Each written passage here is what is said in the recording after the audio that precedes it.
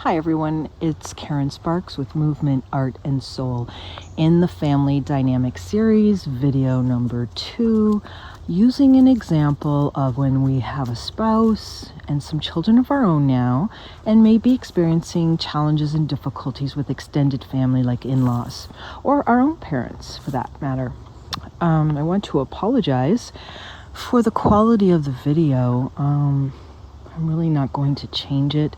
I'm doing this on the fly just to be helpful.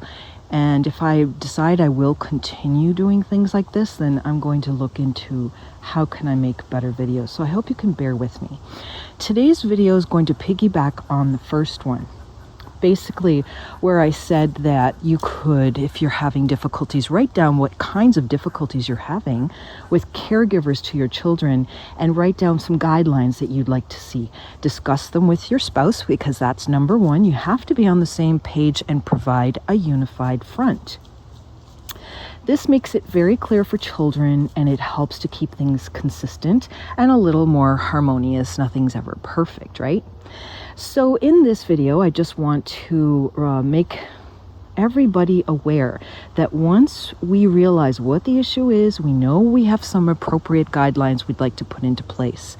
That, if we can't get cooperation, we have choices. I can accept it exactly the way it is. That's my choice to do that for my own reasons. Number 2, I can suggest counseling if I have already sat down with the people involved and attempted to come up with cooperation, guidelines, agreement, etc.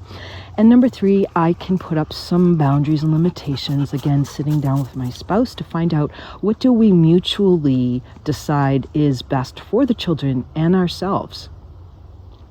This is a reminder for everybody that sometimes it is the grandparents that come forward and see that there's some sort of inappropriate behavior involving the children, and it could be that situation as well.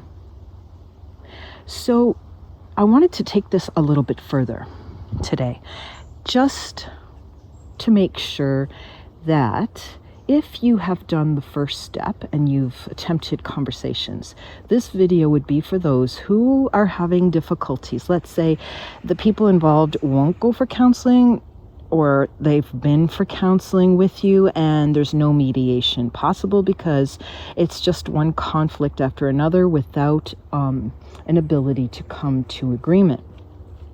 Sometimes the in-laws or the parents will point the finger at the person bringing forward the idea about setting guidelines that are different from how they want to care for the children. The thing to remember is that you're the parents, and if you have appropriate guidelines, you're doing things for the kids first, and it is for their best interest. You have the right to hold your ground.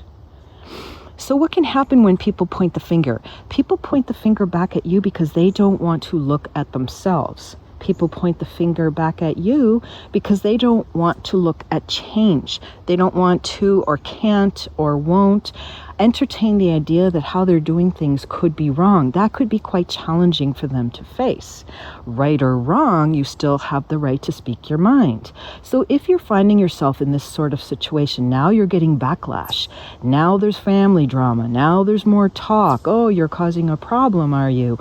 And these types of dynamics do happen, can happen, and will happen depending on the person. What do? You hold your ground.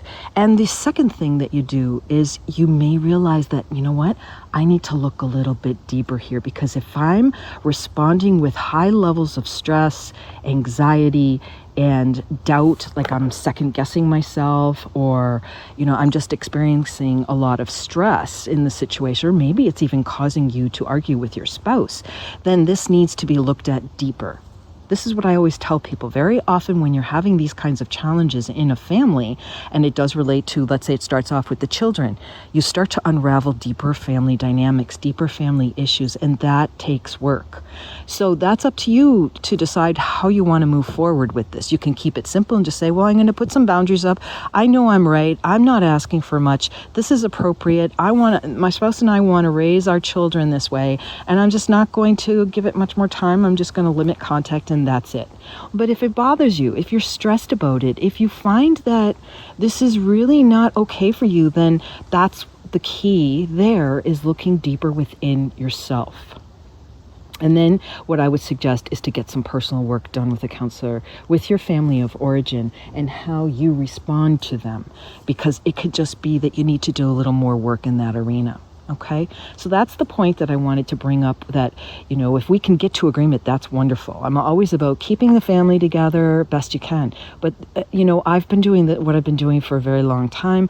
I've also had experience of my own in my own life and my own journey. I know that our ultimate goal of harmony and unity is not always possible given the people that we're working with, right? It's just sometimes not possible. If we don't get people willing to cooperate and think differently, to rise to the challenge of compromise and communication and discussion and agreement, then we're left with doing our own work and maybe just letting them be where they're at, but not associating with them at the level that they might want to, given the fact that they won't cooperate with us. So that's just something to think about as food for thought. On this playlist, I will be talking more about toxic family dynamics, difficult, challenging family dynamics and people that we have in our families. And knowing too, as I said, that sometimes that means we have to do a little digging within ourselves, because family and relationships, dynamics of various sorts, as I said in the first video, whether it's our significant partner, our family, extended family groups, associations, and so on, it's something that is the reason why most people show up for counseling. People also come in for their own personal struggles internally, but for the most part, it's around relationship. That is where we often find the greatest stressors.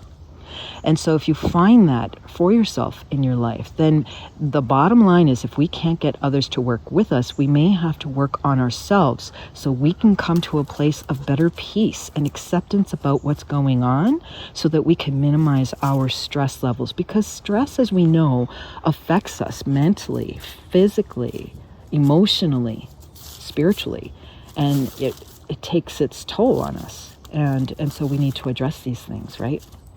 So food for thought. Pass this on to someone that you think it might be helpful to, and like and subscribe. And I'll see you on the next topic.